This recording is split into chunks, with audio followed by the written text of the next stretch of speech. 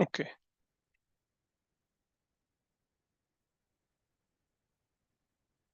So I'll just share my screen and then we will go through the agenda for today.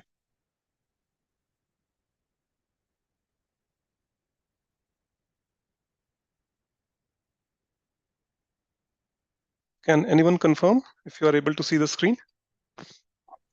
Yes, we are. Yep. Thank you. Somehow I am not able to hear you guys clearly. Just give me 1 second. I'll be right back.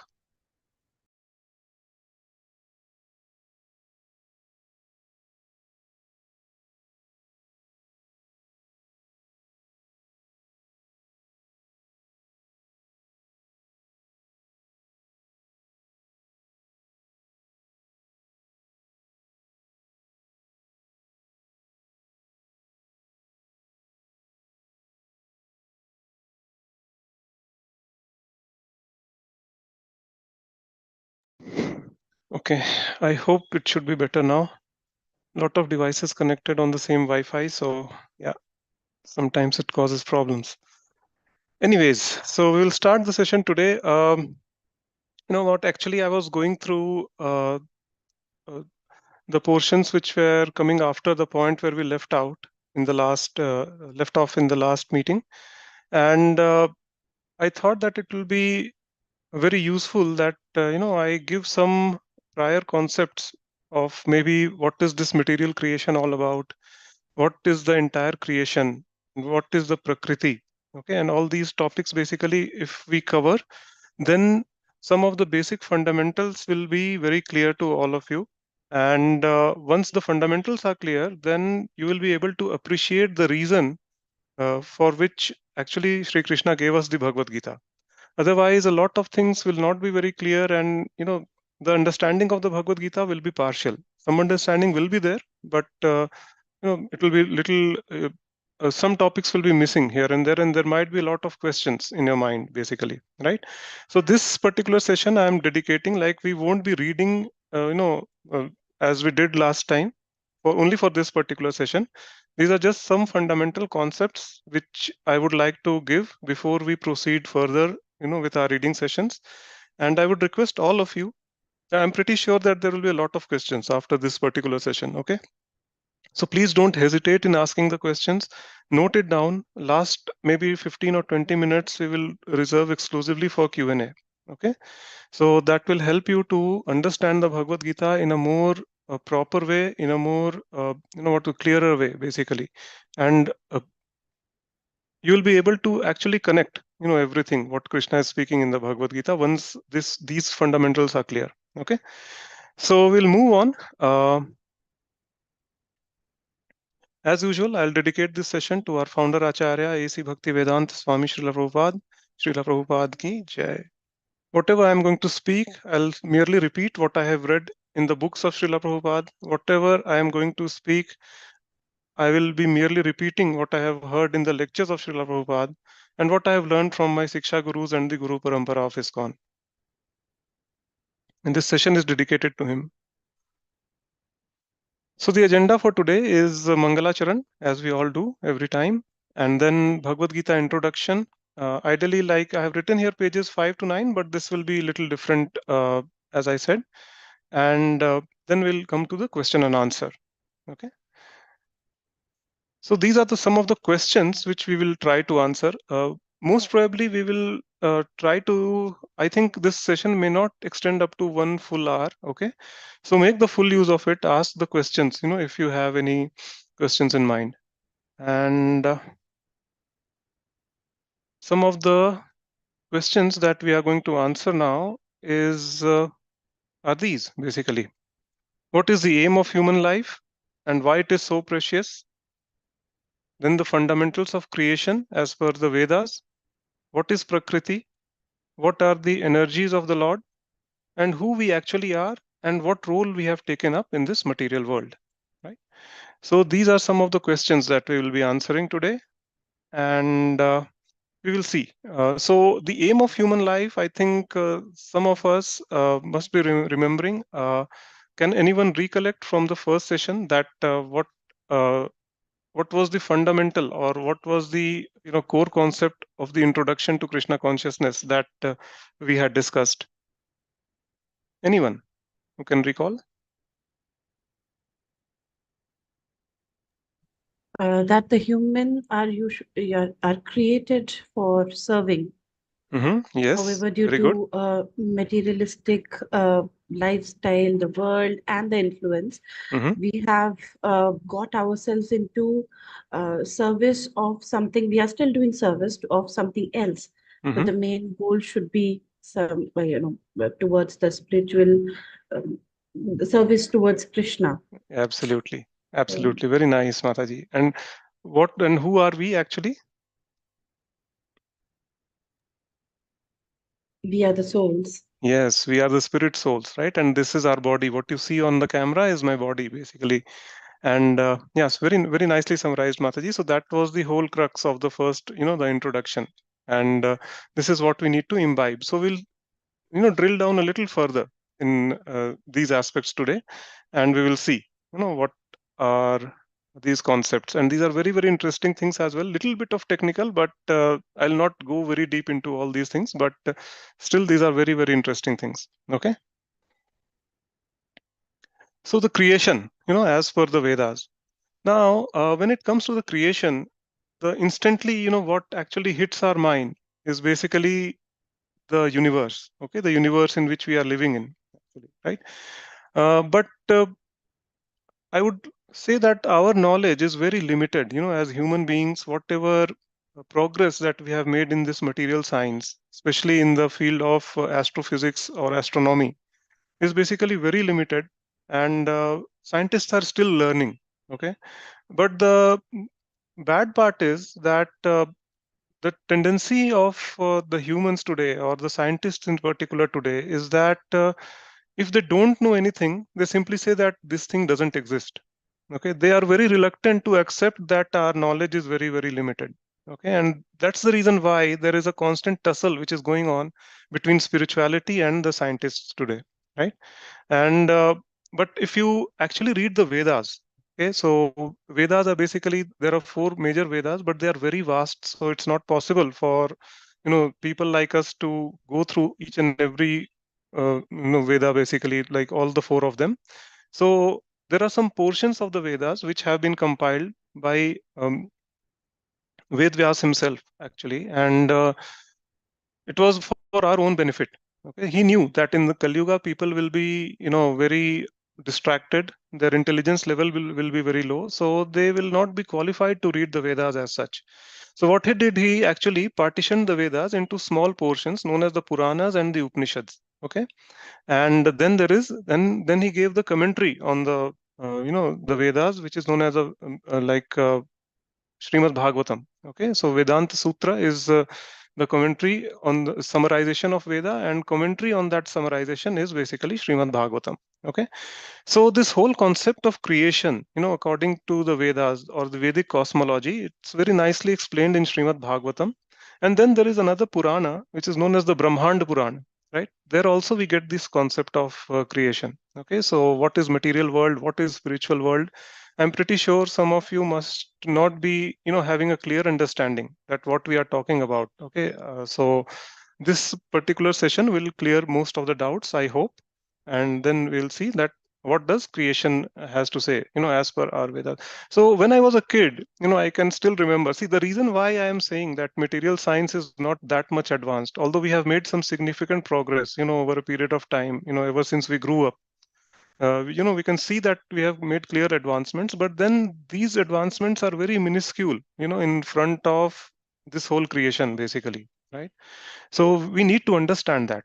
And the reason why I'm saying this is because I can recall one of my childhood incidents. It's a kind of a very funny incident. When I was in second grade, basically, this goes way back to 1988, 1989, if I'm not wrong. Okay. So at that time, we had this one book of general science, and in that book, there was one chapter about this solar system and everything. I was very fond of that, right? I used to always look at the pictures. I used to read that chapter over and over again, right? I was so fond of that. And there I came to know, okay, there is one sun, and there are 9 planets, and the planets are rotating, around the sun, revolving around the sun, basically, right? And all these concepts were there. And there I came to know that the smallest planet is Pluto, basically, and which is the furthest planet from the sun. Okay. Now just see how like confusing the scientists themselves are, right? This is 1988, 89 I'm talking about, right? Then after a few years, what happened?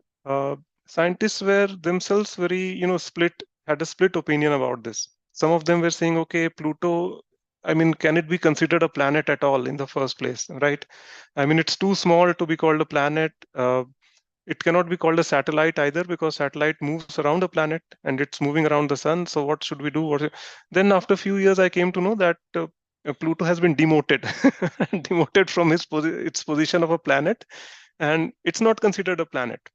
After a few years, scientists again started arguing that, okay, if it's not a planet, then what should we call it? So let's call it a dwarf planet. They created a special, case for Pluto. Okay, and then after a few years, it was inducted again as a planet, and then again dwarf planet, and then planet, dwarf planet. This has been going on, and today is 2024. Since 36 years, scientists have not been able to, finalize whether Pluto is a planet or a dwarf planet. Right? So this is the status of our material science actually today, right? But this is not the case with the Vedas. Okay, the Vedas or the scriptures that we read, okay, they are very, very, clear about uh, this entire concept. Not just creation, but for everything with every topic the Veda speaks upon. That particular knowledge is absolute. Okay, there are no discrepancies. There are no ifs and buts. There are no, changes over a period of time in the concepts. Okay, they have been like that from time immemorial, the time from since when Ved Vyas gave us the Vedas. It has been like that. Okay, and some of the concepts that which are there in the Vedas are actually coming true today. Right. For example, the theoretical physicists are uh, researching a lot on the multiverse theory or the multiple universes. Right. So this has been clearly explained in Srimad Bhagavatam 5,000 years back. Right, about the multiple universe. Similarly, theory of relativity, which Albert Einstein gave us, right?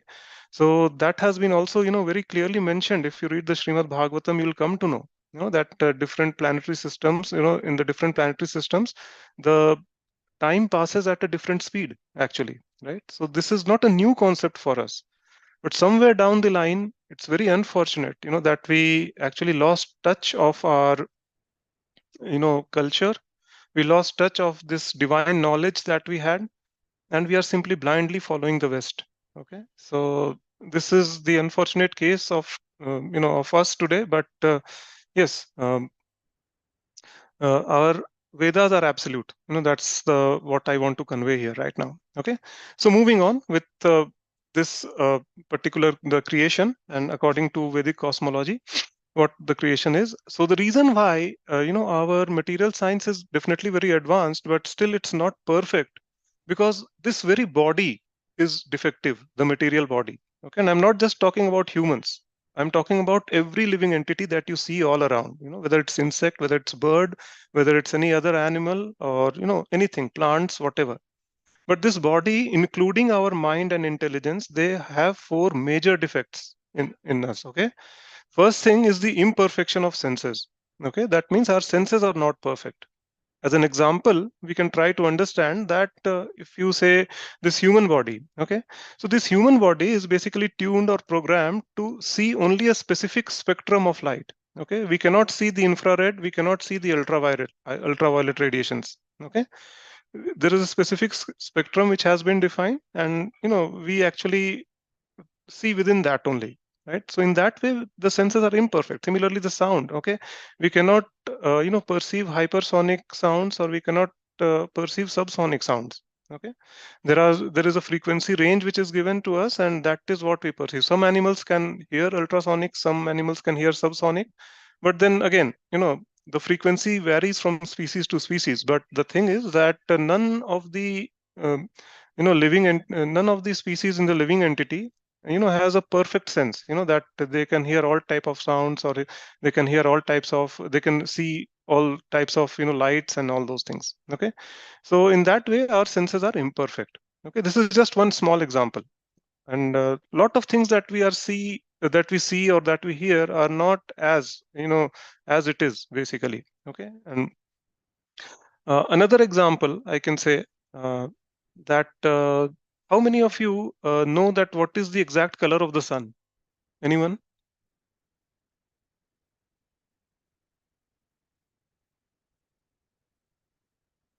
Any one of you? Prabhuji, red. Okay, that's one answer. Anyone else? Ji, color of the sun changes when the light of the moon falls on that. Light of the moon falls on the sun. Okay. Anyone else? As per my knowledge, it's white, Mm-hmm. but because of the flares, we see it in different colors. Yes, very nice. I think you are the closest one, Mataji. So yes, the thing is, Siddharth Prabhu, you are also right. But so our sun is actually not red. Okay, there are certain stars which are smaller than sun, and they have this reddish color. But as the stars actually grow in size, they become, the sun is a medium-sized star. Similarly, there are larger stars. So as it grows in size, the color actually changes from red to white and then to bluish. Okay. So our sun is bluish white in color. And as we go with the larger stars, it's actually blue in color. The reason why we see it as red or orange or yellow is because of the dispersion in the atmosphere, right? There are different layers of air in the atmosphere, and with those, the molecular dispersion takes place. And then, so in this way, you see that our senses are so imperfect that we can't even see the actual color of the sun. Right from our childhood, we are either seeing it as orange or red or yellow or whatever, right? But none of us have seen it bluish white, right? So this is how our senses are imperfect, right? And why our senses are imperfect? Because we are always illusioned. Okay, this particular creation itself is known as Maya. Maya means illusion. Okay, so the senses are imperfect, we are always illusioned, and because of these two flaws, we have another flaw, that is, we have a tendency to make mistakes. Just as we perceive that sun is red or orange, similarly we make so many mistakes. Okay, so much so that today, like if I ask you to count from 1 to 1000, I think some people will definitely falter in between. Okay, they will have to repeat the numbers actually, right? So this is the condition, right? And then finally, because we have imperfect senses, because we are always illusioned, because we have tendency to make mistakes, we also have the tendency to cheat, right? So these are four major flaws in any, material body. Okay, it doesn't depend whether we are humans or not. It happens with each and every living entity. Okay. Now just imagine that since we have these four defects in us, how can the instruments or the observational apparatus that we are building can be perfect, right? With imperfect senses, we can build only imperfect things, right? It cannot be absolute, correct? So, but that is not the case with the Vedas. Why? Because Vedas doesn't belong to this material world. Okay, they have been imparted directly to Lord Brahma by none other than Lord Krishna himself. Okay, so that is absolute, and that is the complete knowledge which is there. Okay, so the Vedas are actually the real knowledge, the real truth, basically, and what we are trying to find out is just maybe a part of that. We are just scratching the surface, basically, right? And that too with lot of flaws. Every 5 to 10 years, scientists will keep on changing their opinion about some observation which they have made in the past. Yes. So this is the condition. So this is why, I just said that we should be reading the Vedic cosmology or the uh, material creation from material, not just material creation, the entire creation from the point of view of the Vedas. Okay, and we'll see, how, what to say, tiny we are in front of this entire creation. Okay, so we will first talk about the material world where we are living right now. Okay, so material world is a place where we are residing currently, and this is completely dark and requires some source of illumination. Okay, we have seen that, right? In the movies, in the documentaries, you see that, once we enter into that interstellar space, there is no light, there's complete darkness. So we need some source of illumination, like sun, moon, fire, electricity, like that. So we have to make arrangements for that. Okay, then there are innumerable universes like us. Okay, so if you read the Vedas, you will, there is a statement which Lord Brahma is making, I think.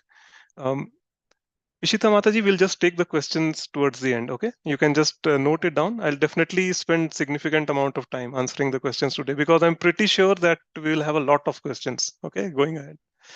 Sure, Okay, Prabhuji. so there are innumerable universes, and it's clearly mentioned that this whole creation, material creation, is can be considered like a sack of mustard seeds. No? And say one sack of mustard seeds is what, like 50 kgs, 55 kgs, I don't know, something like that. And just imagine in 50 kg sack, how many mustard seeds will be there? That's innumerable. You cannot count them, right? And each mustard seed, represents a universe. So this is the, what to say, magnitude of this material creation. Okay, so there are so many universes, and this multiverse theory, or the theory of multiple universes, which is a hot topic in theoretical physics today. Actually, it's just a modern topic, right? Scientists have just started looking into it just a few years back, not for a long time, basically, right? But this has been mentioned in our scriptures 5,000 years back. When Srimad Bhagavatam was written, it's there in the Bhagavatam, right? So you can just imagine how advanced this Vedic science is, right? So similarly, if you read the Srimad Bhagavatam, you will see that they have given the precise description of 1 second, actually, and they have also given uh, they have also mentioned the velocity of light, which is very near to the observed velocity, which we have read in our science books, actually. So these things are are not very new concepts, actually, as the scientists feel today. This is a very old concept, and it has been there since time immemorial. That's what the point I'm trying to make here, right? And this entire material creation is temporary, ever changing, and is a place where repeated life and death takes place. Okay, so in the Bhagavad Gita, actually, Lord Krishna says in the 8th chapter, he says, Abrahma bhuvana loka punaravartino Arjuna mamupetya tu kaunteya punarjanma na vidyate. That means he says that this entire material creation, right from the lowermost planetary systems to the topmost planetary system, these all are places of miseries where repeated life and death takes place. Okay, even Lord Brahma is not safe. Like his lifespan is also 100 years, although 100 years of Brahma is very different from the 100 years of an ordinary human being. Okay, but he also has an expiry date, actually. Okay, so from the lowermost planetary system to the topmost planetary system, these all are places of miseries. Lord Krishna is saying this, okay, where repeated life and death takes place. But he who attains my abode, O son of Kunti, never takes birth again. Right? That means once we reach Krishna's abode, or that place is known as the spiritual world. We'll see later in this session. Okay, and once you reach that place, and it comprises of lot of spiritual planets, which are known as the Vaikuntha planets. Okay, if you reach any of these Vaikuntha planets, there is no taking birth again. You will be simply experiencing eternal bliss, happiness, and complete knowledge. Okay, so this is the whole concept of the Bhagavad Gita, that you practice bhakti nicely, surrender to Krishna, finish your business in this particular lifetime, go back home, back to Vaikuntha. Okay, so this is what Krishna is saying. Okay, but and the most important thing, this material creation makes up only 25% of the total creation. That means 75% is the spiritual world. It comprises of the Vaikuntha planets.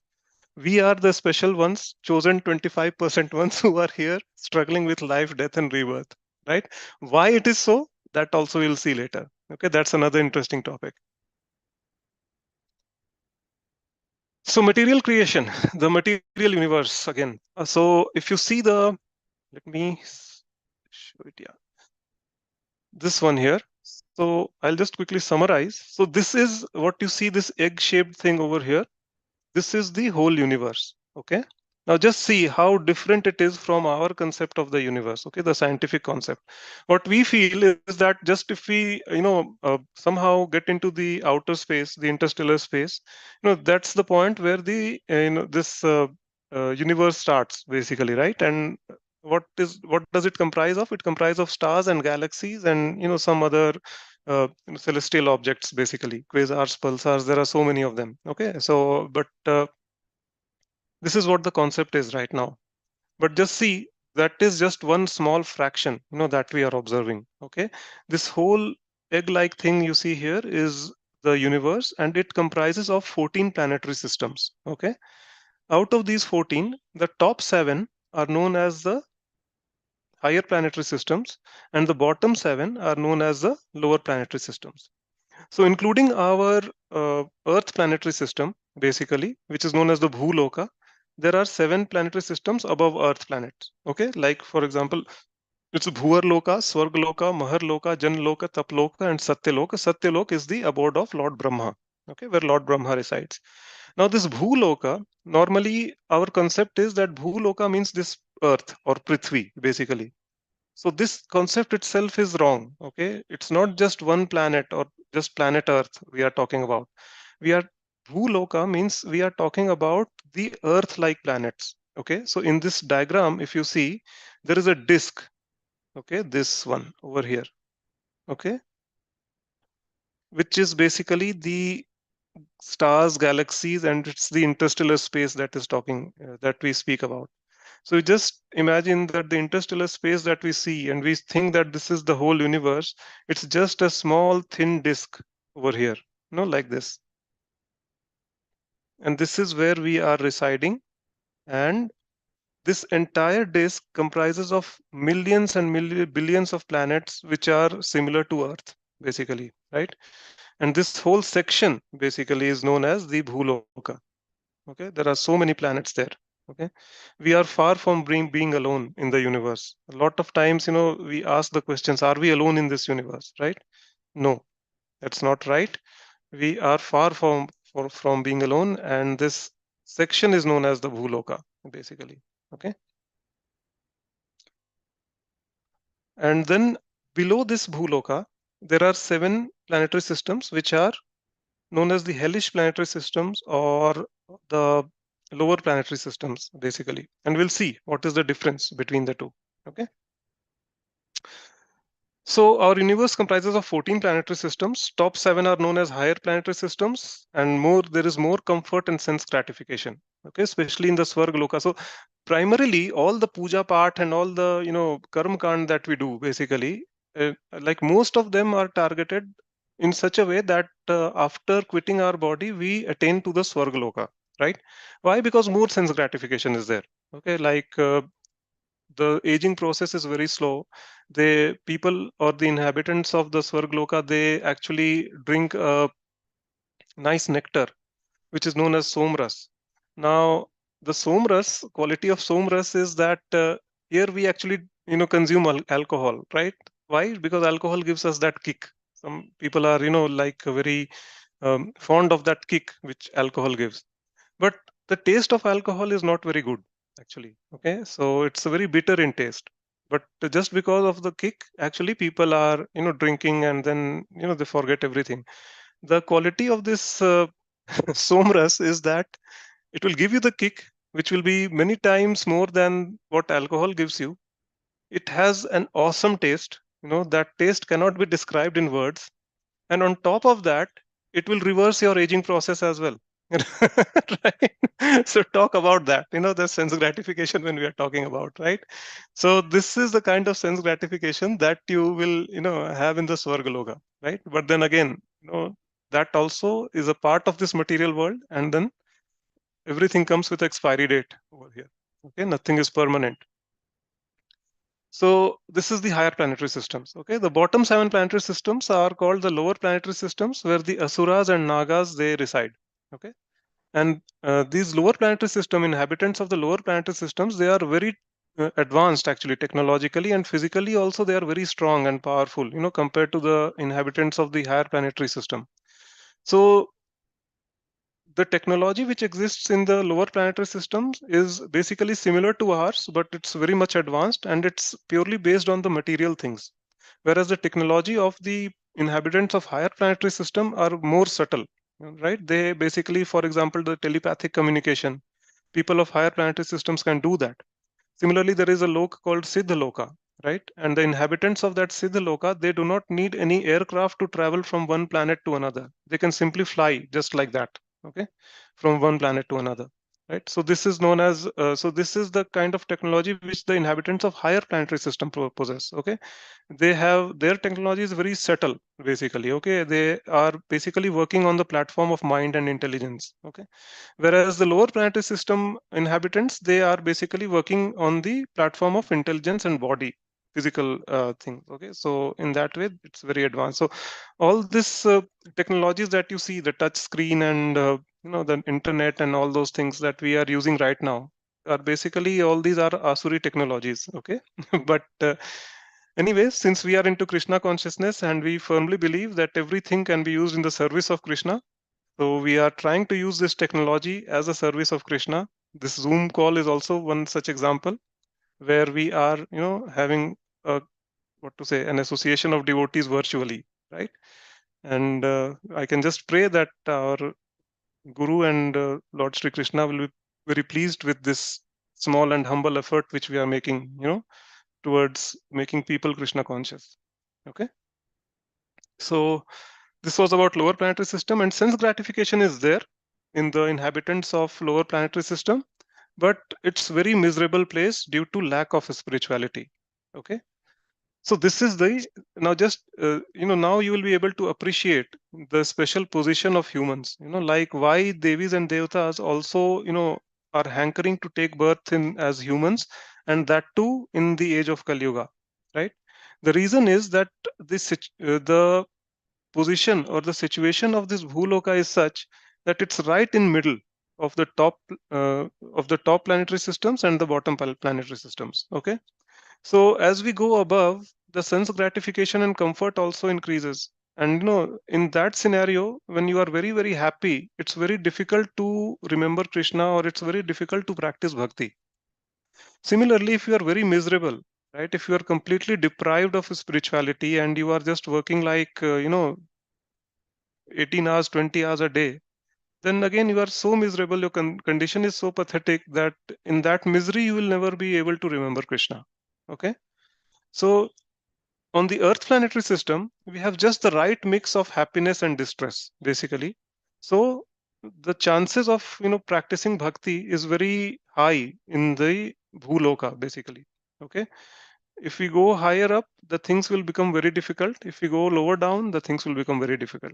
Okay, so this is the special position of humans, and that is the reason why even devis and devatas, they are hankering to take birth as humans, that too in the age of Kali Yuga, because lifespan of Kali Yuga is very small. Okay, so you will have to spend very less time in this material world, and to practice bhakti is also very simple. All you have to do is to chant the names of Lord Sri Krishna.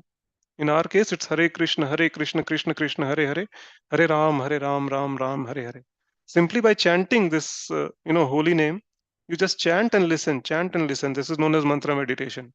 Simply by following this rule of mantra meditation, you can simply break the cycle of life, death, rebirth, go back home, back to Krishna.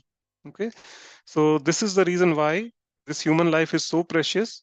And now that we have this human life, we are in this age of Kali Yuga, so we should consider ourselves very fortunate and blessed, basically, right? That we have this opportunity to break this cycle of life, death, and rebirth in this very lifetime. Okay.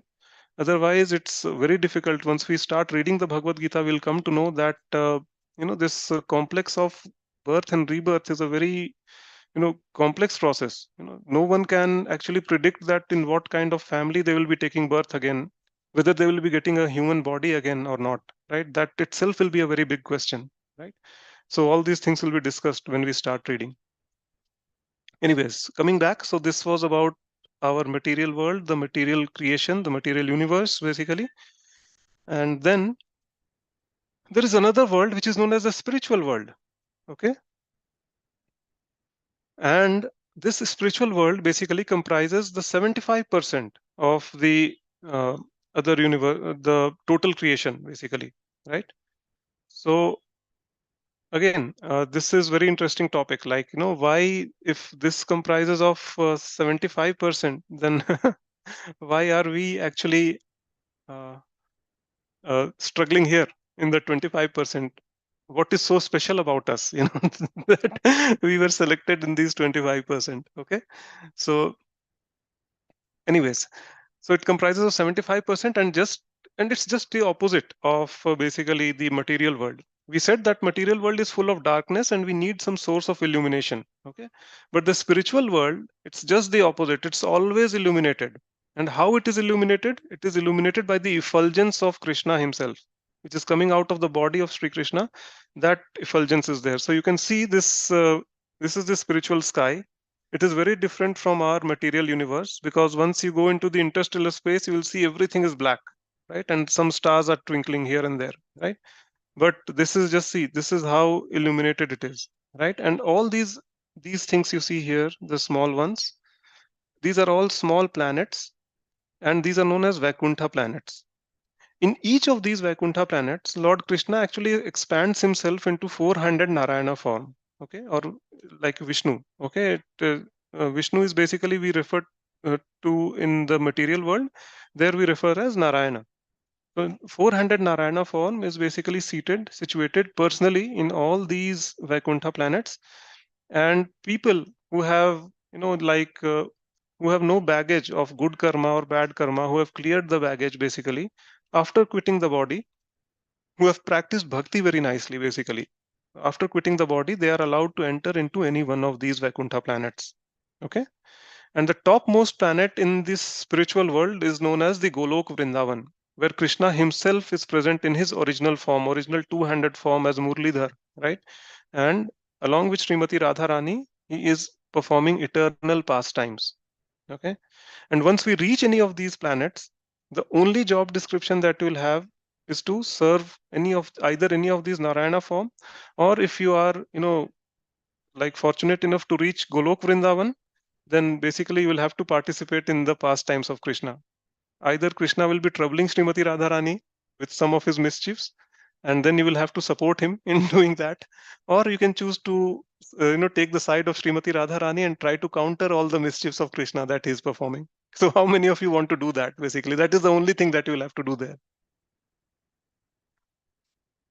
Okay. So this is about the material world. So just like material world, it also has innumerable universes or planetary systems, and it is eternally illuminated, full of knowledge and eternal bliss. And this world is known as the Vaikuntha. Okay. So this is the artist's impression of one of the Vaikuntha planets. Okay. So the personalities that you see here, sitting here, this is Mother Lakshmi, the goddess of fortune, and this is Lord Vishnu, or the Narayana, 400 Narayana form. They are sitting here on the throne, and you see the inhabitants have exactly the similar appearance. They appear exactly same as the Narayana, the actual Narayana who is here, right? But there is a difference that all of them are actually serving him, right? And you see the floors, basically they are made up of touchstone. They are so clean, neat and clean, and there is not even a particle of dust there, right? And it's made up of touchstone. Basically, touchstone means it's a parasmani. It's called in Hindi. And the quality of this touchstone is that it's wish fulfilling. You hold that stone in your hand and you ask for anything, your desire will come true instantly. And second thing is that if you touch any iron, a piece of iron with the touchstone, it will immediately turn into gold. Okay, so this is the quality of the touchstone. So this entire flooring and all the buildings are basically made of touchstone. The trees that you see here are all desired trees or the wish fulfilling trees. So you just stand beneath one of the tree and you just say samosa. So you will get a plate of samosa and a chutney along with it, right? But the good part is, the best part is that you will not be attached to samosa and chutney once you reach there. Only thing you will be interested in is serving Narayana and Mother Lakshmi, right? So this is the an artist's impression. So this is the best that we can imagine. Basically, it's based on our imagination, and then as we have discussed earlier, that our this entire intelligence, mind, and this whole body is full of four defects, basically.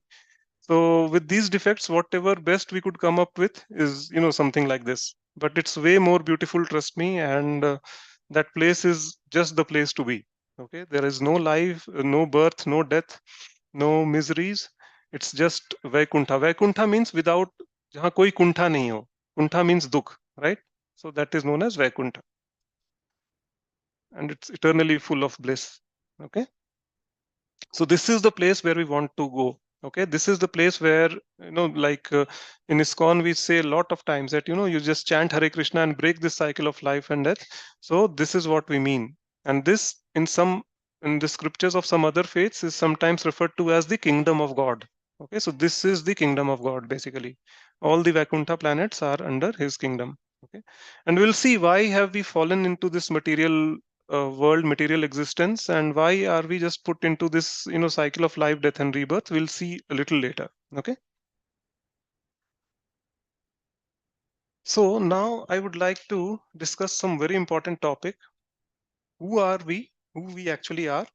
What role we have taken up in this material world, and what are we trying to do here?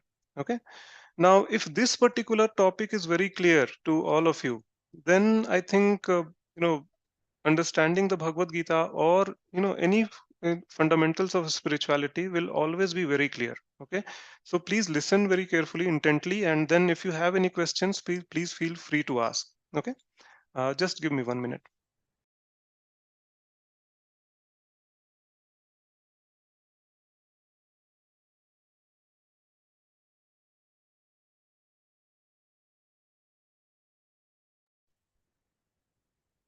Okay, so for some time I'll just stop sharing the screen.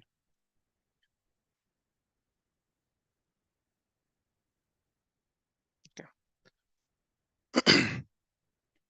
So now in the Bhagavad Gita, Krishna says, "Mame vamsho jiva loke jiv bhuta sanatana manasasthani indriyani prakritisthani karshati." I think I have referred to this shloka in the previous session also. And what Krishna says here, that all the living entities are my eternal fragmental parts. Eternal fragmental parts. Since time immemorial, we are just part and parcels of Krishna. Okay. And manasasthani indriyani. That means along with the five senses, six senses, which includes the mind. Okay, we are struggling very hard because of the conditioned life which is here. Okay, the illusion life, we are living under an illusion, right? And we are struggling very hard. Okay, so now I'll come to a very important concept, that what actually we are trying to do and who we are actually. Okay, so just in electrostatics, like if you have studied electrostatics or magnetism, there is a concept of charge in electrostatics, positive charge and negative charge, right? Similarly, in magnetism, there is North Pole and South Pole. Okay, so similar concept is here. What is this concept? That there is something known as the Purusha. Purusha means not the man, okay, not the gender I'm talking about. Purusha in Sanskrit means enjoyer, okay.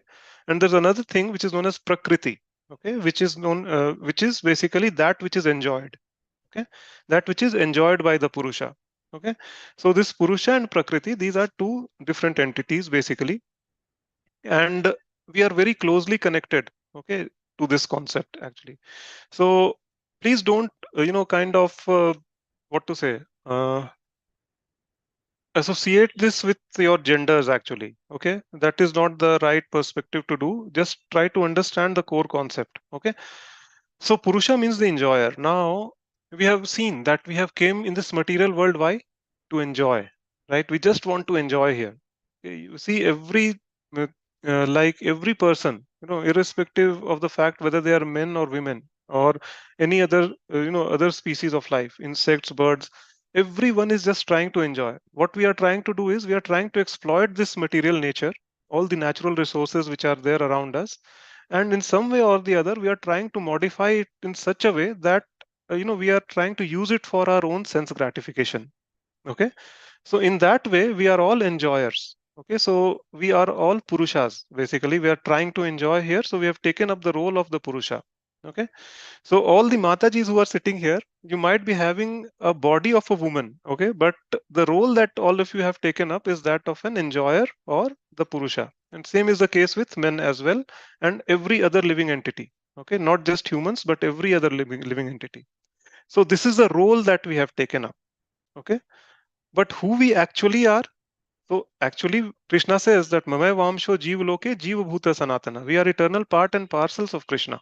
Okay, and then now we will slowly understand that this is just an illusion. Trying to be the enjoyer is just an illusion. We are trying to lord over the material nature. We are trying to exploit all the natural resources that is around here. But in fact, This material nature is every time, every single moment giving us a dhobi pachhad, right? She's beating us left, right, and center, black and blue. Trust me. And like all the miseries that are coming to us is just because we are trying to lord over her. Okay, but we are not able to do so. And why? Why we are not able to do so? Because originally there is only one Purusha, or there is only one enjoyer, and that is Lord Sri Krishna. Everything else is Prakriti. Okay, this is a very important concept. Please listen and try to understand it very intently. There is only one Purusha or one enjoyer, that is Lord Sri Krishna. Everything else is Prakriti. I may be having a body of this man, but I am actually a Prakriti, and Prakriti is actually feminine. Okay, so you have to understand this. So now, if this concept is clear, then we can move ahead, and we can try to see what exactly, we'll come to know about more about what Prakriti is, how many types of Prakriti is there, how many types of energies are there, basically, and then we will try to see what we are actually trying to do here. Okay, what we are trying to achieve here, why we came here in this first place, into this material world in the first place. So, is this concept clear to all of you of Purusha and Prakriti? Yeah. Okay. I would again reiterate that please note down all the questions we'll discuss towards the end. Okay. Um, so the role that we have taken up is that of a Purusha, or the enjoyer, but we actually are Prakriti. And that is the reason why we are not able to enjoy. Okay. There is only one enjoyer, which is Krishna. Bhokta Ram Yagya Tapasam Sarvalok Maheshwaram. Bhokta Ram Yagya Tapasam Sarvalok Maheshwaram. Suhridam Sarvabhutanam Gyatva Vam Shantim Richati. Right. So Krishna says that I am the enjoyer of all the yagyas and all the sacrifices that are being performed, and I'm the Sarvalok Maheshwaram. I am the Maheshwar of each and every loka, whether it's a spiritual world or whether it's material world. I am the actually the Maheshwar, or I am the, what to say, the basically the ruler or the king of everything, right? And one who understands this is actually at peace, basically. One who understands this, one who accepts this formula. So, this is known as the peace formula of Bhagavad Gita, right? Is actually at peace. So, there is only one enjoyer, is Sri Krishna. Everything else is Prakriti. Okay. I may be having a body of a man, but I am a Prakriti, actually. Okay. So, this is a very important thing to understand. So, when it comes to Prakriti, okay, what is Prakriti? So Prakriti means nature or energy of the Lord. Okay, this entire creation is basically the energy or Shakti of the Lord, and Lord Krishna is the Shaktiman, or the controller of these energies. Okay, so in the Bhagavad Gita, Krishna actually says, Maya dhakshena prakriti suyate sacharacharam etunanena kaunteya jagadvi parivartate. Right, that means this material nature, or this material creation, or this entire creation, basically, that works under my supervision, O Arjun. Okay, and so Krishna actually himself says that this material nature or material creation is not actually free. It's not working independently. So actually, Krishna is controlling. Krishna is the Shaktiman, and all these things are energy or the Shaktis. Okay, it is feminine and it is controlled by the Supreme Lord. And there are three types of energies. Okay, it's very important. One is the external energy or inferior energy, which is known as the material energy. And the presiding deity of this material energy is goddess Durga, or also known as Maya Devi or Devi Parvati, who is the wife of Lord Shiva. Okay, she is the presiding deity. And then there is the internal or superior energy. Basically, this superior energy is the cause of all the basic source or cause of all the other energies. Okay, so this is known as the spiritual energy, and this is presided by Srimati Radharani. Okay, so this is about the Prakriti, and then there is a third energy, okay, which comprises of us, the living entities, basically. Okay, and this is known as the marginal energy. So why we are called as marginal energy? Because since Krishna says Mame Vamsho Jeev Loke, that means we are eternal part and parcels of Krishna. So qualitatively we are same as Krishna. Okay, but in quantity we are very minute. Okay, just like uh, an ocean consists of salty water. Okay, if we take a drop of that ocean, that will also be salty. The chemical composition of the water in the ocean and water droplet in our hand, that will be same. Okay, but the quantity is different. Ocean is very vast and a drop of water is very tiny. It can just fall into our palm also, right? So this is the difference between us and Krishna. So Krishna is infinite, we are infinitesimal, but qualitatively we are same, right? So because Krishna is very independent personality, so we also have that minute amount of independence within us. Okay, and because of this independence, we have a choice whether to serve Krishna or whether to serve Maya or the material energy. Unfortunately, we made a wrong choice. Okay, we made a choice that we will be serving Maya. Actually, we got attracted towards Maya, and that is the reason why we are stuck here. I will cite some, like scriptural references also coming, at a little later point of time. But this is the reason why we are known as the marginal energy, because we have the choice. We are in between basically, and based on the choice, we are either serving Krishna or we are serving Maya. If we choose to serve Krishna, we are able to break this cycle of life, death, and rebirth. Then we are put under this under Srimati Radharani, under the spiritual energy of Krishna, where there is no life, death, no rebirth. There is no like ignorance, no illusion, no dukh, nothing like that. Okay, there is just eternal bliss and absolute knowledge. Okay, so this is what the Prakriti is. Now the question is that why are we here? Right from the beginning, like from our childhood, our parents have told that okay, God is very loving. He actually cares a lot about us, right? And even in some of the scriptures, you will read that we may not be very eager to go back home, back to Krishna, but Krishna is actually very eager to bring us back home, right? Then if that is the case, then why the hell are we here in the first place? What are we doing here, right? Why we were put into this condition of life? Okay, so just we'll try to answer this question over here based on the scriptural references. So how many of you are Bengalis here? Ishita Mukherjee, I think Ishita Mataji, I can see here. Yes. Bhashwati Mataji is there. If you can read it, Mataji, for us, it will be helpful, because if I read it, my pronunciation is not very good, so I will not be doing justice to that.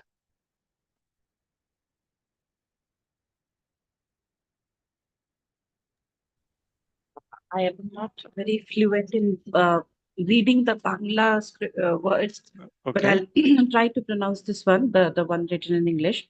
It's Okay. Krishna Bhuli Shei Jiva Hmm. Anadi Bahirmukha. Bahirmukha Bahirmukha Ateva Maya Tare Dea Hmm. Samara Samsar Samshar Dukha.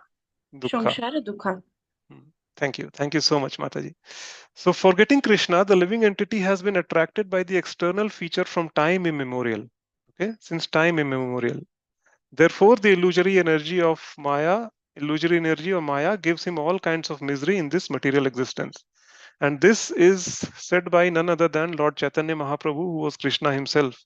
And you can find this reference in the Madhya Leela of Chaitanya Charitamrit, chapter number 20, verse number 117. Okay. So it so happened that we were with Krishna originally.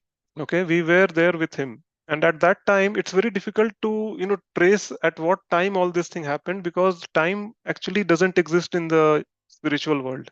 Okay, so but due to some reason, I don't know like what happened. If you go back, then please ask Krishna that what actually happened. Okay, but there was a time when we grew envious or jealous of Krishna. Okay, and why does only Krishna get all the attention in Golok Vrindavan? Why can't I get the same attention? Why only Krishna can enjoy with all the gopis and the cowherd boys? Why can't I do the same? Why only Krishna can play the flute? Why can't I play the flute? This kind of attitude actually crept in. And then, obviously, Krishna tried his best to convince us that real happiness is here. I mean, this is our eternal constitutional position. We are actually meant to serve him, but this is the real happiness basically. Just like we water the root of the plant and the entire plant is nourished, similarly if we just serve Krishna, everything else will fall into place, everyone will be happy, right?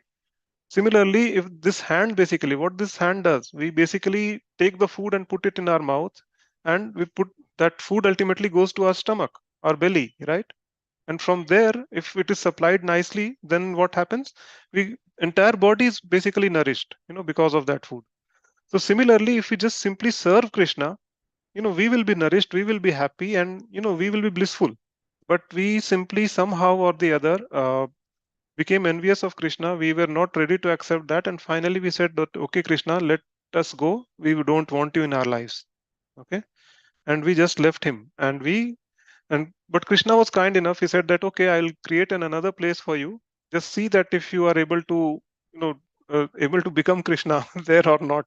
Okay, and then he created this material world, and he sent us here basically. So that is the reason why 75% of the whole creation is spiritual, whereas just 25% it comprises of very special beings like us who have rebelled against Krishna, and that 25% is residing here. So this material world is basically a kind of a rehabilitation center. It's not a place to enjoy. जब दिमाग खराब हो जाता है लोगों का तो क्या करते हैं उसे, राइट? उन्हें पागल खाने भेज देते हैं. Or if someone is addicted to too much addicted to alcohol or smoking, what happens? We send them to a rehabilitation center to get rid of that bad habit. If a computer is basically infected with some virus, what do we need to do? We need to run the antivirus software, not an antivirus or whatever. There are so many of them. Okay, so then once that virus is cleansed, then what happens, that it starts working properly. So similarly, that virus is there in our heads now. That that thing has crept in. That enviousness, jealousy, kam, krodh, lobh, moh, mad, matsarya. This has crept into our thing, and this place is basically to cleanse those things. That is the reason why there is only misery over here. That you do anything, ultimately you will be frustrated, and then you will be left with no other alternative but to surrender unto Krishna, and then you will slowly come to the realization that, okay, what I did was wrong, and this is my eternal constitutional position. In the Bhagavad Gita, Krishna says, Bahunam Janmana Mante Gyanvan Vam Prapadyate Vasudeva Sarvamiti Sah Mahatma Sudurlabha. Right? That means after many, many lifetimes, billions and billions of lifetimes, he who is in complete knowledge and who understands the things they are and who understands me to be the cause of all causes ultimately surrenders unto me. And such a great soul is very, very rare. Mahatma Sudurlabha. So all of you sitting here basically on a Saturday evening are basically Mahatmas, right? Because and this has not happened just overnight. Okay, like yes, in this particular lifetime, some devotee might have come to you, and they might have given you an offer that, okay, this is a Bhagavad Gita session, it's going to start, you join. But trust me, it's not that simple. You all have committed some really good deeds in your previous lives, and over a period of time you have come to this conclusion that, okay, let me surrender to Krishna, let me attend a session like this, let me read the Bhagavad Gita. Okay, so you all are very, very fortunate. Okay, so this is the whole reason why we are struggling in this material universe, material world. And because we became envious of Krishna, it was our choice to come down here. So we should try our best to go back home, back to Krishna. And I have already discussed who we are, what role we have taken up, right? The role that we have taken up is that of an enjoyer. We wanted to become like Krishna. So and you see, you just observe the world around you. See what is happening in this world around you. Only power struggle is going on, right? Whether it's at the level of your office, whether it's at the level of your housing society where you are living in, people are actually fighting to become the association president or something or the other, like that. In office, we are trying to get into a managerial position or a position where a few people are working under us. If you look at the national level, the politics is going on between the political parties. Even at international level, international politics is going on, right? One country is trying to show the supremacy over the entire world, then there is another country which is trying to counter that, and this nonsense is going on, right? Why? Because we all are trying to be like Krishna. This basic attitude is coming from basically from long time. Basically, it's not right now actually. So we are all trying to be enjoyers here, okay? But actually, we are eternal parts and parcels of Krishna, and our eternal constitutional position is to be loving servants of Krishna. We all are Prakriti. Okay, there is only one Purusha, only one enjoyer, that is Krishna, and everything else is Prakriti. Okay, so this is the conclusion of the session today. I would like to Just we summarize once again. We all are here to enjoy. Purusha means the enjoyer. We all are trying to be enjoyers by exploiting the material nature and trying to lord over it. But in reality, we all are Prakriti or the marginal energy of Krishna. We have that choice either to serve Krishna or to serve Maya. Okay. As long as we are, you know, attracted by Maya, we are trying to serve her, she will keep on, beating us up. धोबी पछाड़ पे धोबी पछाड़ मारती रहेगी वो. But we are just, not realizing this, right?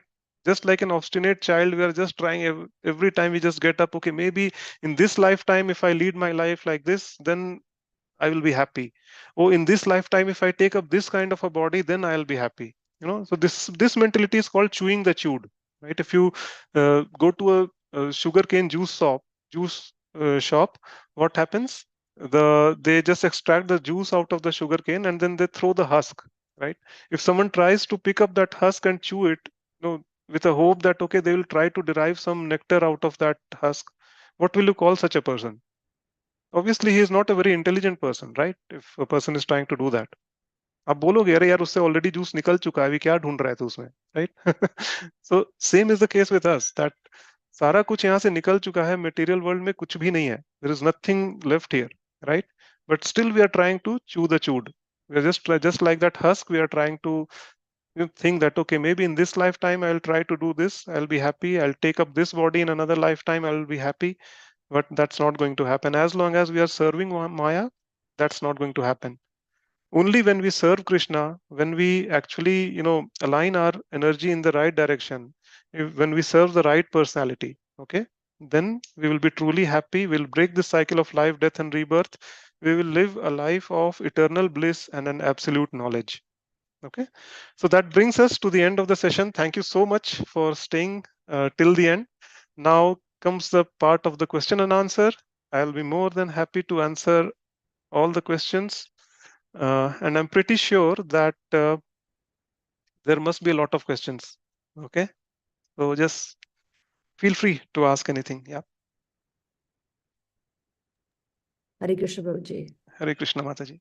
So, Prabhuji, you said our like goal is basically going back to the Vaikuntha planet, right? You shown the picture where we are serving the Lord, like Lord Correct. Vishnu. So Goluka and Vaikuntha is the same, or No.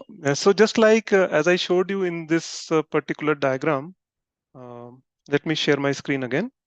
So that way it will be more clear. So just a second.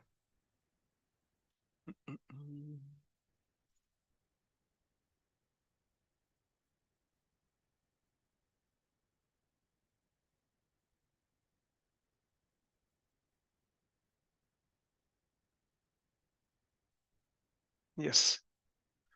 So this particular image, if you see, right?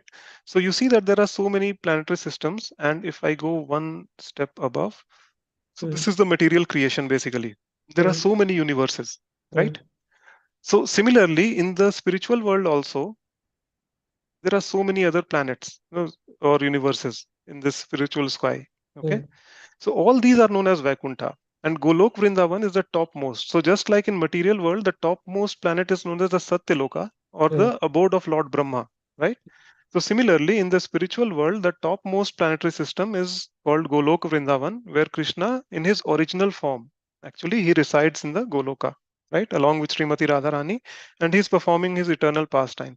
So being in Goloka is basically, billion times more, nectarian, or billion times more sweeter experience than being just in the Vaikuntha, right? So that's why in ISKCON we actually, uh, you know, uh, like pray to Srimati Radharani and Krishna, the Yugal Kishore form of Krishna. Okay, and that is the reason why, because we as ISKCON devotees are not satisfied even with just any other Vaikuntha planet. We want to go to Golok Vrindavan and serve Srimati Radharani and Krishna himself. Okay, so that is the difference. Okay, Prabhuji, got it. Thanks. Yeah. Anyone else? Yes, Shweta Mataji, please go ahead.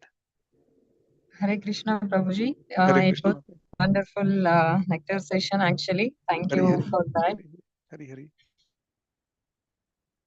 Yes. So when we are like proceeding with the transcendental path, like when we started, so even the four regulative principle in that there we have this no intoxications, right? Mhm. In the four regulative principles. So when we had that comparison of somaras, so you have explained that it is a bit equivalent or more than that Yes, alcohol. it's It much is, better than alcohol, actually. yeah. Yeah. So if we are into that, maybe in the moon planet or sun planet, the higher planets. Mhm. So if you are moving into that, and again maybe certain period, suppose in the moon planet it is 10,000 years. So Mhm. we can stay there and we can be there in the moon planet, and then once the tenure is completed, again we are fallen back as a Mm. fallen soul again to the Correct. earth. So Earth. Yeah. is there, yeah. So suppose if we are a step ahead into sun planet or moon planet, so is Mhm. there any other spiritual ways that will initiate us again, so that we can proceed further, or Yes, of is course, of or is course. it? No, no, no. I think, yeah, that is also a way. Okay. Okay. So it's a very good question, by the way, Mataji. Thank you so much for bringing this up, because this will clarify the doubts of all the devotees present here. Okay. So thank you so much for asking it. So yes, there is a way that you can definitely, make progress from higher planetary systems to still higher, and then ultimately, break this cycle. But then that is a very difficult path. Why? Um, the reason being that to practice bhakti, as I said earlier, in the higher planetary systems is, the chances of practicing bhakti is very remote. Why? Because there are so many arrangements for sense gratification. Okay, there is something called as somras, where people are enjoying that. Then there are celestial maidens, which are known as apsaras. They will always be there. You will be having the company of those apsaras, and just imagine, with all these arrangements of sense gratification, how many times will you be able to think of Krishna? Okay. So it's not that it's not possible to practice bhakti there, but then to actually do that is something which is much more demanding, compared to practicing bhakti here on Earth planets, actually. Okay. Because over here we have just the right mix of happiness and distress. Okay. So we are actually at the right balance. So the chances of us practicing bhakti is far more compared to the demigods who are residing in the higher planetary systems. Okay. So generally what will happen, that with such kind of sense gratification will again, lead an illusioned life. We will be, completely in the mood of full enjoyment. And then when our pious credits are over, then, we'll come to the realization, oh, what I have done. I have just, wasted my life again. Right. So that is the whole situation. So that is the reason why this Earth planetary system is considered to be more conducive for practicing bhakti, rather than any of the higher planetary systems. But yes, then there are above. If you still go above, there are, furthermore, there are three planetary systems: the Maharlok, Janlok, and Taplok. Actually, these planets are comprised of the inhabitants who are very, very pious. Okay, and they are always actually involved in meditation, and they are actually trying to break the cycle of life, death, and rebirth. And actually, what happens, that every universe actually has a expiry date. Okay, at the end there will be something called as a pralay, and this universe will be completely annihilated. So at the time of pralay, what happens? The top three planetary systems, Satyalok, Tapalok, and Janalok. Okay, these are actually all the inhabitants. They, for the time being, go to any of the Vaikuntha planets in the spiritual world, and rest all the planetary systems are annihilated. Okay, when the new creation starts, they come back again. Okay, and they continue their journey from there. But then, that time period is very long. Okay, you will have to spend again like millions of years from the calculation of Earth planetary system to actually complete those meditation that you are doing there, and then finally go back home, back to Vaikuntha. Whereas here in Earth planetary system, and that too in the age of Kali Yuga, just you have to stay here for what, maybe 70 years, 100 years at the max, and just chant Hare Krishna, go back home, back to Krishna. So that is much simpler, compared to taking the longer path. But yes, the ways are there, but it's more challenging and more demanding. Actually, you will have to have, extraordinary amount of control over your senses, actually, to practice bhakti in any of these higher planetary systems, or even in the lower planetary systems for that matter. Okay. Did I answer your question, Mataji? Yeah. Yes, Prabhuji. Yeah. Thank you. Thanks for wonderful explanation. Yeah. I was having this doubt actually. So maybe someone should be there, like how Srila Prabhupada was Yes. here to Yeah. initiate No, a no, no. feast. So I think everything is there in this book. If you read the Bhagavad Gita as it is, chapter number 17 and 18. Okay. Oh, I think okay. in one of the purports it's there. I will just personally I'll send you the references. Okay. Okay. He has Yeah. clearly mentioned there. Okay. Yeah. Okay, Prabhuji. Yeah. Thank you so much. Hare Krishna, Mataji. Anyone Prabhuji, else? I have a question, Prabhuji, a last Yes. question to you. Yes. Sri Devi Mataji, happy So, to see you, first of all. thank you, So, Prabhuji. It's been so a are you long time disconnected with HISCON. yes. I was very much upset. So are you in Bangalore or Hyderabad? Hyderabad, Prabhuji. Okay. Very Hyderabad. nice. Yeah, Very nice, Mataji. Okay. yeah. Thank you. Yeah. So, Prabhuji, my question is like, we have understood about Krishna, or we have come to Krishna conscious like mid of our Hmm. life cycle. Yes. So the karmas, what we have done in the past, Hmm. irrespective of our chant towards the Krishna, Hmm. is it still uh, that we have to come back to the earthly planet in our next No, janma, or how it is, Prabhuji? it takes less than 30 seconds basically to burn off all your karmas, just like that. Okay. In the Okay. 18th chapter, Krishna says, Sarv dharman parityajya mam ekam sharanam raja. Aham tvam sarva papebhyo mokshishyami ma shucha. Abandon all varieties of religion and just surrender unto me. I will burn away all your sinful reactions. Do not fear, right? Do not have any doubt whether I can do it or not. Do not have any doubt whether I will do it or not. I will do it, right? This is what Krishna's promise is. So if you just, sit at one place, fold your hands and just say, Krishna, whatever has happened. But from this moment on, I am yours and you are mine, right? Whatever I'm going to do, I will just, dedicate everything to you. I will just dovetail all my actions to you. Please take care of me. How long did it take to utter such a prayer? Just a few seconds? 12 seconds. Yeah.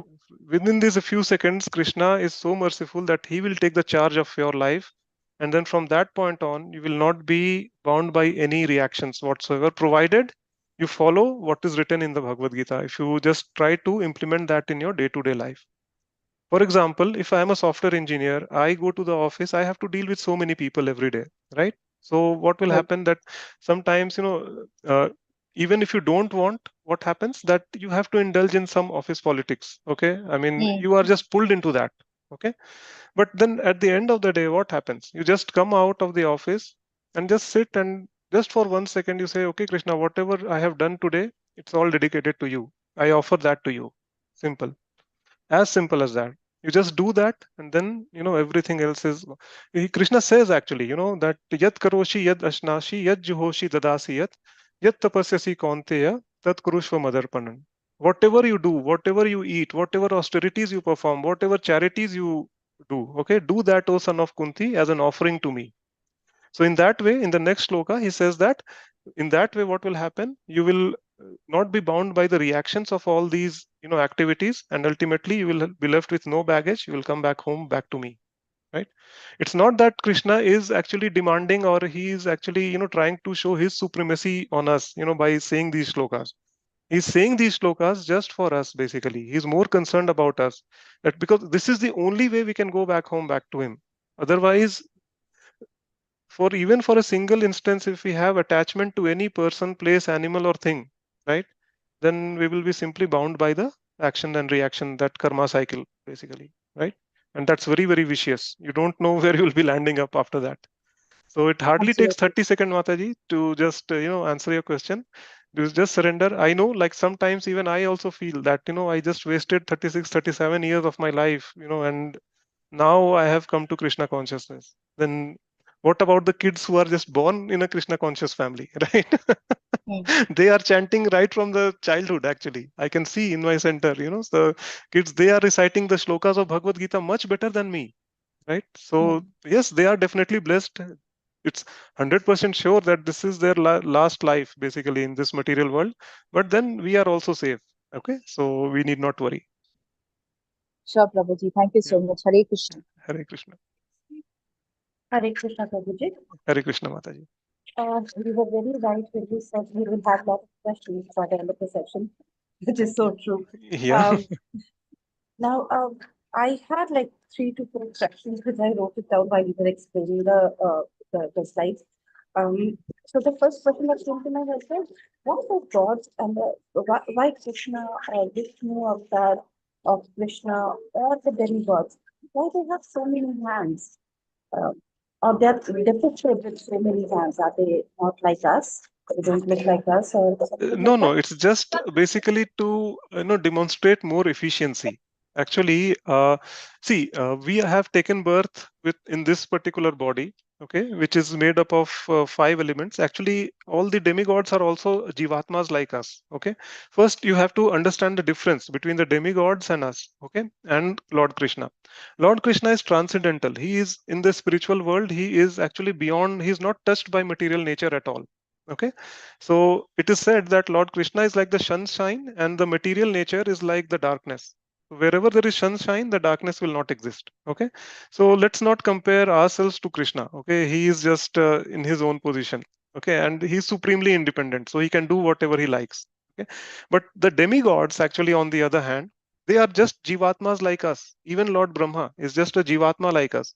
The only difference between us and Lord Brahma, or us and maybe Lord Ganesha, or any other demigod, is that the pious credit which Lord Ganesha has, or pious credits which Lord Brahma has, is way, way, way more than what we have. Okay, that is the reason why they have taken the position of Brahma, they have taken the position of Indra, or they have taken the position of Ganesha, whereas we are ordinary human beings. Okay, this is the first thing. So when we talk about multiple hands, so that is basically the more efficient way. Okay, and our universe is actually a less complex universe, compared when you compare it to the entire material creation. There are Brahmas with 10,000 heads, or maybe 1 lakh heads also. Our Brahma just has 4 heads, right? So that kind of complexity is there. So it's just more efficient, basically having more hands. We cannot conceive that. We find it a little weird because right from our birth we are accustomed to this body, basically, right, which is made up of 5 elements. And out of those 5 elements, since we are on the Earth planetary system, the primary element in our body is that of Earth, right? That's why we say that मिट्टी से आए हैं मिट्टी में ही मिल जाएंगे, like that. So but the inhabitants of sun planet, they have the fire element more in there in them, right? In the uh, uh, in the inhabitants of the Varun Lok, where the Varun Dev is the deity, is the basically the god of the seas. Basically, they have water element more in their body, right? So these all are different types of creations, and having more hands is just one way to increase the efficiency to do so many tasks at the same time, right? And it is actually very convenient, but to us it may appear that it's a little weird because there are so many hands. We are accustomed to these 2 hands only, so that is the only reason why. Thank you, Prabhuji. Yeah. Can I also ask Yeah, another yeah, yeah, question? please go ahead, Mataji. Yeah. Thank you. Um, the slide that we can see on the screen. So Mhm. usually people say when somebody is no more, usually people say Bhav Sagar Tarna. I am not Mhm. sure if I'm saying that right or not, but Mhm. I've heard people saying this. Where is this Sagar located? I Okay, mean, so this over. Bhav Sagar, or the ocean of nescience that we call, is the material existence actually. Okay, and this entire thing that you see in this picture over here, this is just one universe in this whole material creation. Okay, so Bhav Sagar Tarna means, this will actually explain you better.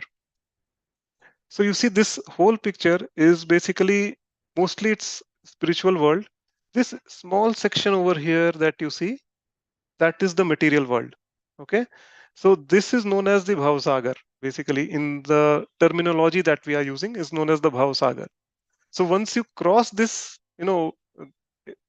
this material existence, or basically this cycle of life, death, and rebirth, that is what we are trying to do here. That is known as Bhavsagar Tarna. That means we are just overcome this ocean of nescience, and we have entered into the kingdom of God, where there is no repeated birth and death. Okay, did I answer your question, Mataji? Yes, Yeah. absolutely. Yeah. And the last question that I had in my head was, so in the Vaikunt Lok, Mhm. when so many provisions are there, Krishna Absolutely. might as well think about passing some provisions on this planet, where people are actually looking for it, where people do not need it. You gave the example of samosas, for example. Yeah. They don't need it. They are Yeah. busy in serving Correct. Krishna or Correct. Radharani. Hmm. Why do Krishna doesn't pass all these things? They're not required there, but they're required here. Yeah, just to So make us why is realize. it like Yeah. The only reason why that he wants us to realize that this is not the place to be happy. Like in the first session, I explained the example of a fish, right? That if you take a fish out of the water and then you place Lay's potato chips and a bottle of Coke around it, put it in a nice, air conditioned environment, will that fish ever be happy? It can't be happy, right? Because it belongs in the water. It will die actually without water. Yes.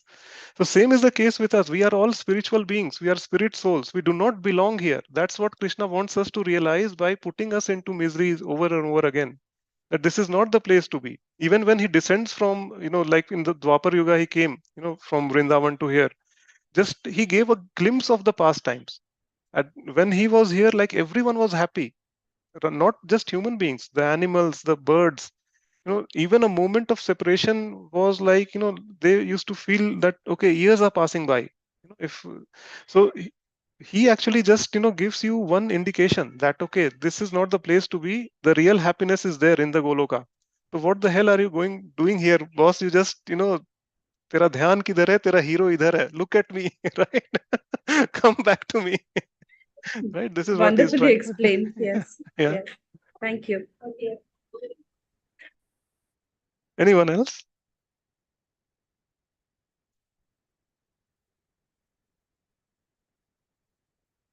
Okay, I think we are done then. Nice, but I think I'm very happy that all of you asked so many questions, because see, the only reason why I am here today, giving sessions on Bhagavad Gita, is because all my questions were answered. I used to ask questions left, right, and center. And trust me, I can just introduce to some of my Siksha Gurus to you, and they will tell you that how pestering I was. Actually, they were fed up of me. कि अरे यार फिर आ गया ये. So asking questions is a sign of intelligence. That's what my Siksha Guru told me, actually, right? And I'm really happy that all of you are asking so many questions. Just please keep attending these sessions. From next time onwards, we'll read the Bhagavad Gita. I thought that these concepts are very important.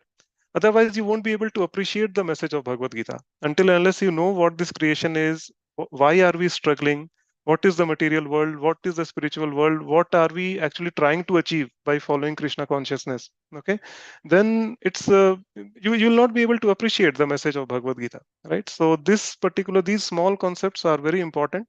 And yes, if you are clear with this, especially the Prakriti part, okay, that there is only one enjoyer or one Purusha, that is Krishna, everything else is Prakriti, right? If this is clear to you, then I think even in the most turbulent times of your life, you will be in divine consciousness. Take my word for that. Okay, just keep reading the Bhagavad Gita and just stay with us. Come into this association every week, and I think we will be just progressing very nicely on this path of Krishna consciousness. Thank you so much. Vancha kalpatarubhyascha kripa sindhubhya eva cha patitanam pavanebhyo vaishnavebhyo namo namah. Hare Krishna. Hare Krishna. Thank you so much, Prabhuji. Hare Krishna. Dandavat Pranam. Thank you so much, Maharaj. Hare Krishna.